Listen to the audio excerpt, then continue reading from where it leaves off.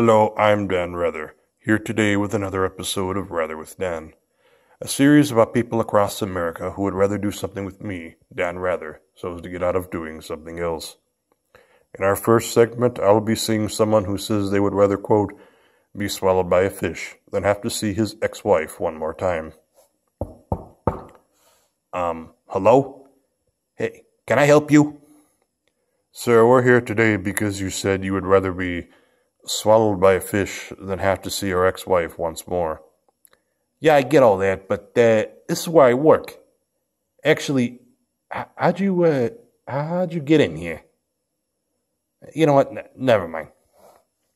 We are now standing outside of a secret location where our guests will be... Wait, am I seriously going to be swallowed by a fish? Hey, what's that noise? Hey, wait a minute. Is that music? Where have I heard that before?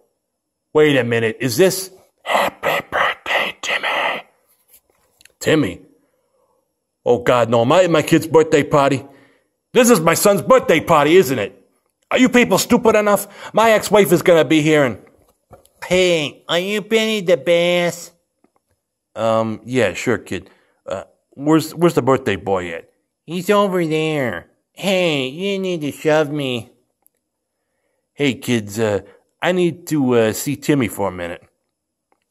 We're now coming to you live from outside of Jolly Ollie's, a local funland where Benny the Bass, a new character from the themed funland, has apparently abducted a child that police are saying may be related to the individual dressed in the costume. I'm getting reported that we're going to the live news helicopter where apparently they've spotted the large man dressed as a fish, and he has the young boy in tow. All right, let's go over to that pursuit now. Sir, this is the police. We can in fact see you, sir. Please release the child and put your hands into the air. No way. My ex-wife took my son away from me, and I'm getting him back no matter what. Hey, get away from me. Get back, you. Nah, I refuse to give him up. I refuse.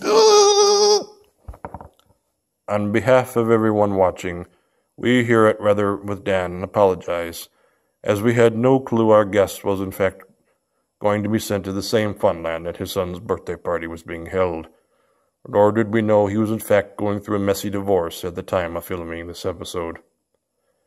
Next, I meet with someone, that's a great start, who says he wants to, quote, find himself in the woods, then continue his mundane life.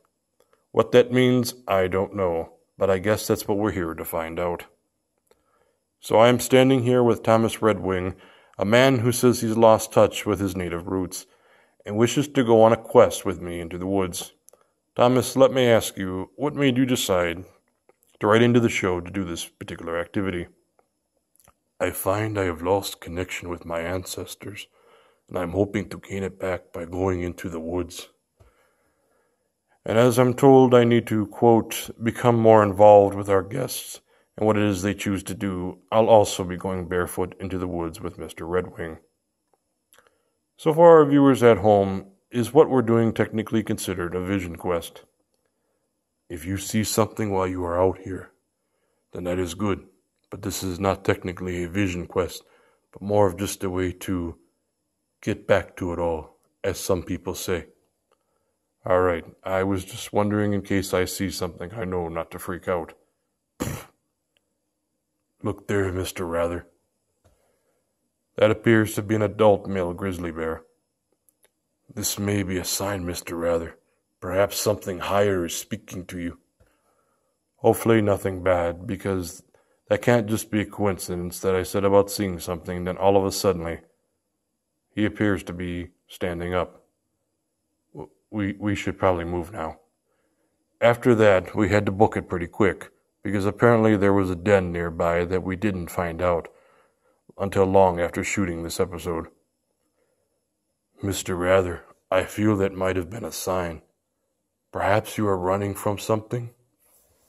If this is about me leaving the network years ago, I assure you that doesn't trouble me at night. Then something deeper, perhaps? Ah, here it is. It was then that we found a lake. Mr. Redwing went on to tell me that he had come here years ago with his father and that the tribe used to fish here as well. After that, we had a pleasant afternoon. He told me stories about the tribe and what it was like growing up. I'd like to thank you all for watching this episode, and again, we deeply apologize for our first segment.